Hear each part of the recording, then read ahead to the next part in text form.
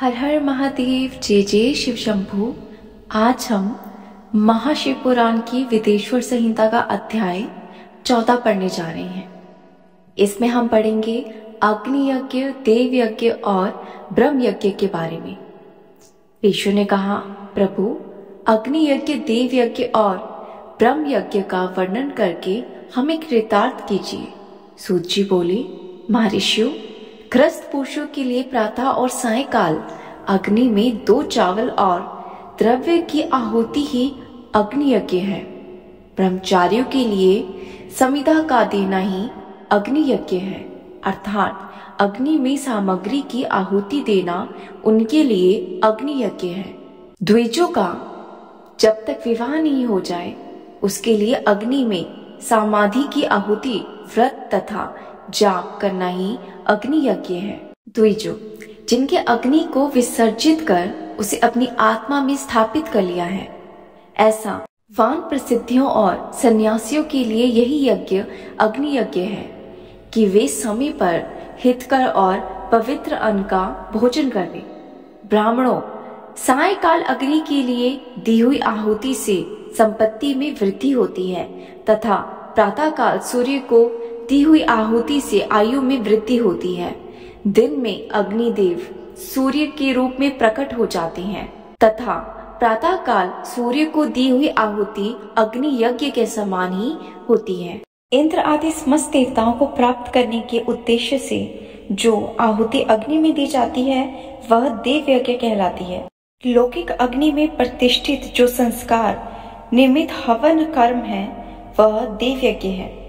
देवताओं को प्रसन्न करने के लिए नियम से विधि पूर्वक किया गया यज्ञ ही देवता यज्ञ कहलाता है। देवों के नित्य अध्ययन और स्वाध्याय को ब्रह्म यज्ञ कहते हैं। मनुष्यों को देवताओं की तृप्ति के लिए प्रतिदिन ब्रह्म यज्ञ करना चाहिए। प्रातः काल और सायंकाल को ही इसे किया जा सकता है। अग्नि के बिना देव यज्ञ कैसे होता है, इस श्रद्धा और आदर से सुनिए। सृष्टि के आरंभ में सर्वज्ञ और सर्वसमर्थ महादेव शिव जी ने समस्त लोगों के उपकार के लिए वारों की कल्पना की। भगवान शिव संसार रूपी रोग को दूर करने के लिए वेज्ञ हैं, सबके ज्ञाता तथा समस्त औषधियों के औषध हैं। भगवान शिव ने सबसे पहले अपने वार की रचना की जो आरोग्य प्रदान करने वाला है। तत्पश्चात अपनी माया शक्ति का वार बनाया जो समस्त संपत्ति प्रदान करने वाला है। जन्म काल में दुर्गतिग्रस्त बालक की रक्षा के लिए कुमार के वार की कल्पना की। आलस्य और पाप की निवृत्ति तथा समस्त लोगों का हित करने की इच्छा से लोक रक्षक भगवान विष्णु का वार बनाया, जिसके बाद शिवजी ने पुष्टि और रक्षा के लिए आयुकर्ता त्रिलोक सृष्टा परमेष्ठी ब्रह्मा का आयु कारक वार बनाया। तीनों लोगों की वृद्धि के लिए पहले पाप पुण्य की रचना करने पर लोगों को शुभाशुभ फल देने वाले इंद्र और यम के वारों का निर्माण किया। ये वार भोग देने वाले तथा मृत्यु भय को दूर करने वाले हैं। इसके उपरांत भगवान शिव ने 7 ग्रहों को इन वारों का स्वामी निश्चित किया।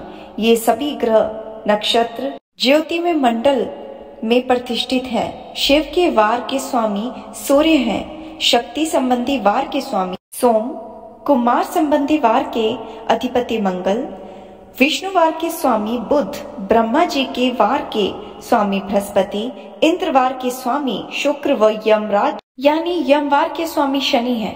अपने अपने वार में की गई देवताओं की पूजा उनके फलों को देने वाली है। सूर्य आरोग्य और चंद्रमा संपत्ति के दाता हैं। बुद्धि व्याधियों के निवारण तथा बुद्धि प्रदाता है। बृहस्पति आयु की वृद्धि करते हैं। शुक्र भोग देते हैं और शनि मृत्यु का निवारण करते हैं। इन 7 वारों के फल उनके देवताओं के पूजन से प्राप्त होते हैं।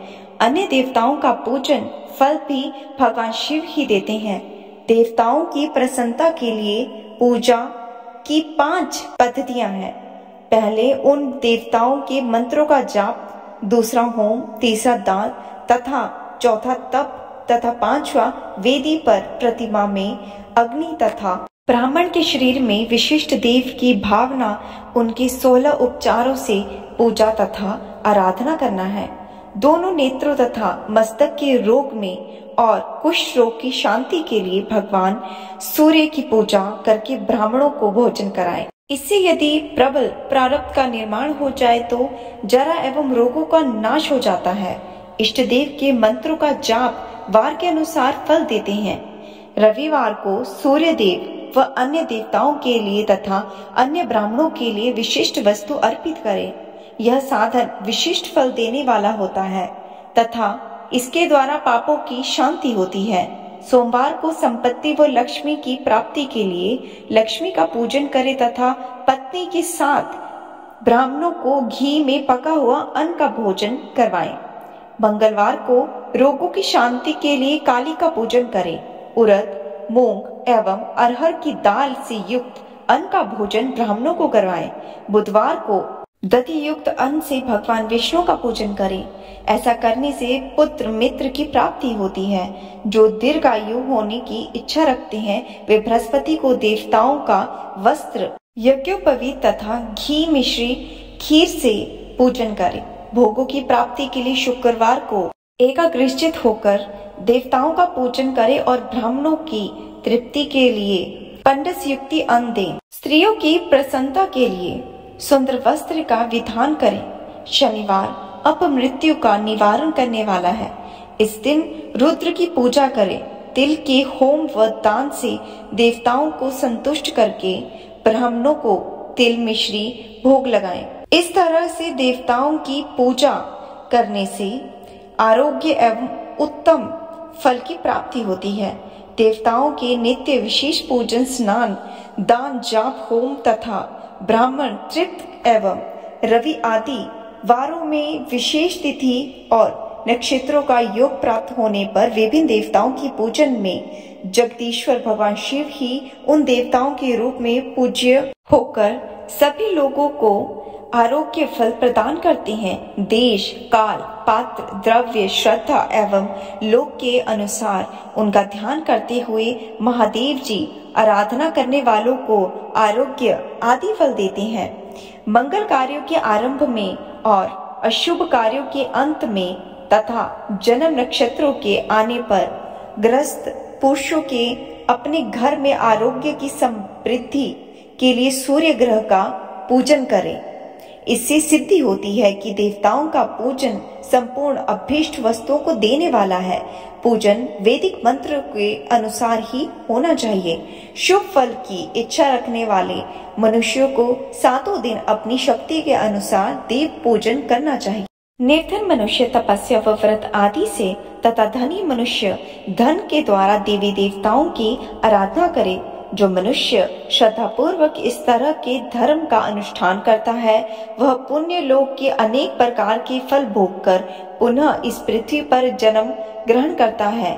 धनवान पुरुष सदा भोग सिद्धि के लिए मार्ग में वृक्ष लगाकर लोगों के लिए छाया की व्यवस्था करते हैं और उनके लिए कुएं, बावड़ी बनवाकर पानी की व्यवस्था करते हैं। वेद शास्त्रों की प्रतिष्ठा के लिए पाठशालाओं का निर्माण या अन्य किसी भी प्रकार के धर्म का संग्रह करते हैं और स्वर्ग लोक को वो प्राप्त होते हैं।